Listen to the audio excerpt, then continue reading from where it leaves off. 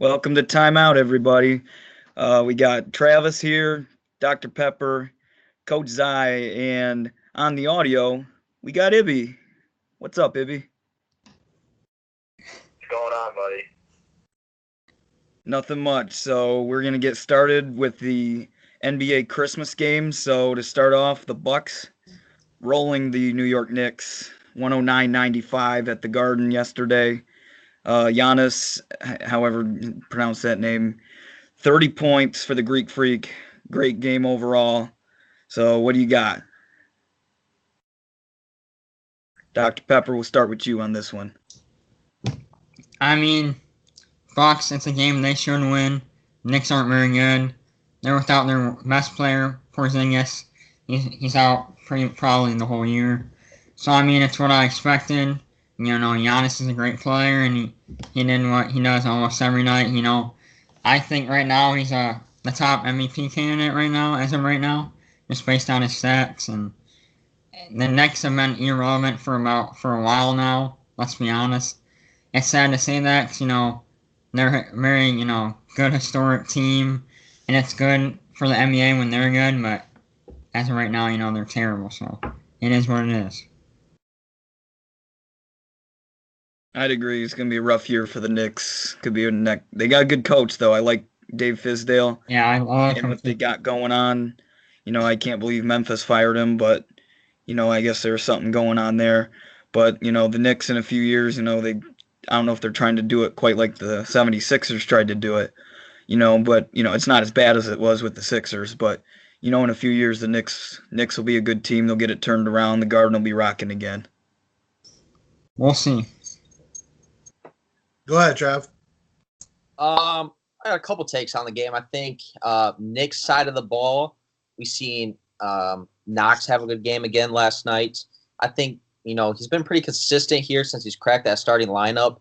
It's been about 10 days ago. So I think he can make a late push for Rookie of the Year. He again, what was it? Scored 21 points last night. Added 3 assists, 6 rebounds. Clearly the most efficient player on the Knicks currently. Tim Hardaway Jr., guys like that, they have their days, but Kevin Knox has been pretty efficient here as of late. Again, the Bucks smoked him. Giannis played great. I think he's solidifying that MVP vote, kind of like what we were talking about. He's definitely got my vote as of now. I think it's going to happen at the end of the season. The one thing for the Bucks, though, that I want to see more of is a little bit of Chris Middleton. I feel like he's underperformed a lot this year, and I don't know if that's because Giannis has performed so well, and they've added, role players. Obviously, Brook Lopez took some shots from him. He's been playing good. They're deep on the bench, especially at that guard forward spot. So, but yeah, it would be nice to see a little bit more out of Chris Middleton moving forward. I think the Bucks are definitely going to contend in the East. I think they're going to have a higher spot. The East is wide open, really. The West, you have your powerhouses. The East is more of a throw-up conference. I think anybody can come out of there and make it to the conference championship. But, yeah, that's all I got for that one. Bucks are still rolling. Knicks are struggling, looking to lock up a lottery pick. So, At the beginning of the game, I think you could tell both teams not a lot of Christmas Day experience. Both teams were real jittery. It was kind of ugly at first. I actually thought the Knicks outplayed the Bucks in the first half. Just kind of act like they wanted it more. But what it really comes down to the Bucks, like Greek Freak's going to be the Greek Freak. Middleton's pretty good. Lopez plays his role. Maker's pretty good off the bench. But it all comes down to Eric Bledsoe. When Eric Bledsoe plays really good, they're really good. When Eric Bledsoe plays bad, they struggle. So as last year, as we saw, Terry Rozier killed Bledsoe in the playoffs, and they really struggled. So Bledsoe's going to have to play really good for them to be a force in the East to compete with Toronto or Boston. I don't think Philly. I think the Bucks are better than Philly right now. I just don't think Philly can finish out games. They don't shoot it well enough.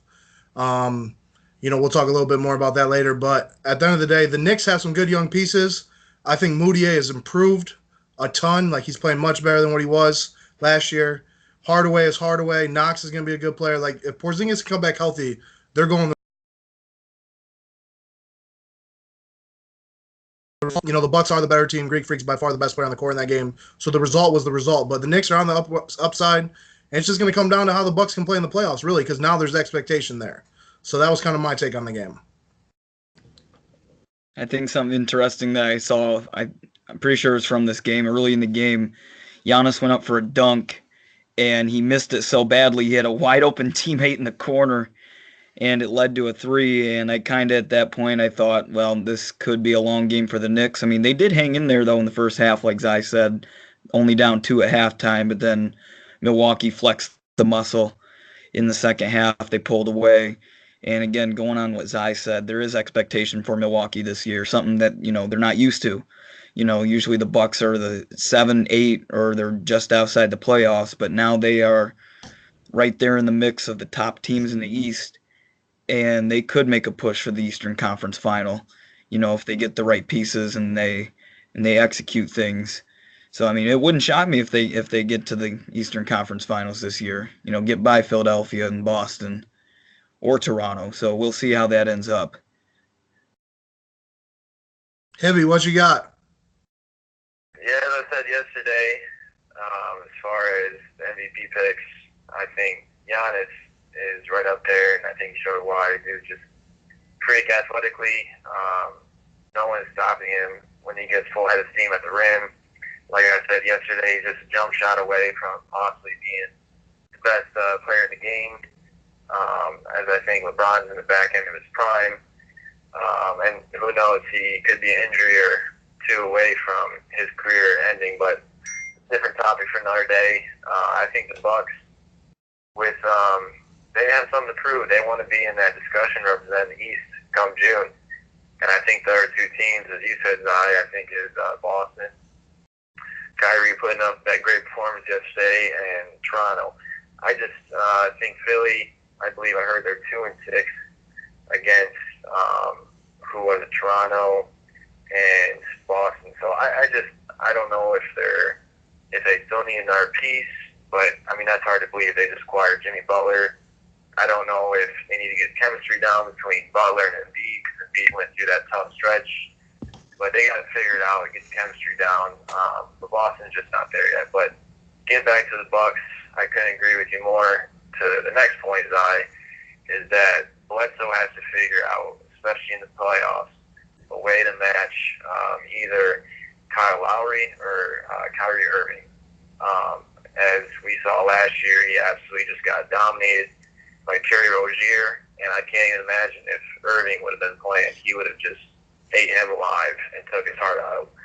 So Bledsoe is definitely an X factor, and on that team, Middleton's got to step his game up. But yeah, I think Giannis can carry the load for sure, as we seen yesterday, obviously against New York Knicks. But if they want to represent Eastern Conference, he has to play like MVP candidate, and Bledsoe has to, like, he's an X factor. He has to play like he's second best player on that team. I'd agree.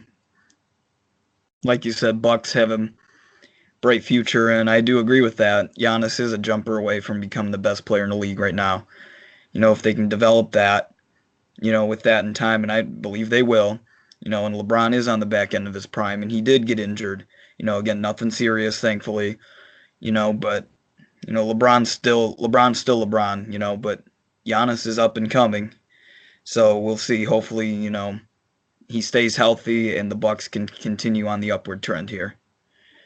Yeah, just how do you stop that, man? The only way is to go underneath the ball screen or give him a couple steps, because he can't shoot. But once he becomes a proven shooter, and now you have to crowd his airspace, and now, I mean, he will literally be unguardable just with his strength. I don't know if you've seen the picture from the time he entered the league. I think he's put on like 55 pounds from 5 or 6 years ago to current day. It's incredible. So if he gets a jump shot, I'm telling you right now, he's going to be the best player on the planet. Giannis his mid range has improved a lot already. You can just see he made a couple shots. He even makes like little post fadeaways, but the 3-point ball is still struggling. Go ahead, Zach. The 3 ball is still struggling. He's like 9 of I believe before the game started, he's like 9 to 69. He went like 0 for 3. So he's like 9 for 72 on the year in the 3 ball. So that's, that's a really low percentage. But I do think his mid range is a lot better, and that improves. Like, I'm going to I'm going to go off on Ben Simmons. Like, Ben Simmons won't even shoot 15 footers. Like, at least Giannis can. Yeah, that was my next point. Like, if I'm their coach, even if you're shooting a low percentage, you have to take those shots because teams are going to keep giving you them time and time again, where Ben Simmons will not even look to shoot. Like, if you're putting all these reps, which I'm sure like Ben Simmons and Giannis is doing in practice, you got to at least attempt them during the game. I agree. As do I. So that'll wrap up the Bucks and Knicks, and next we'll get into the Thunder and Rockets.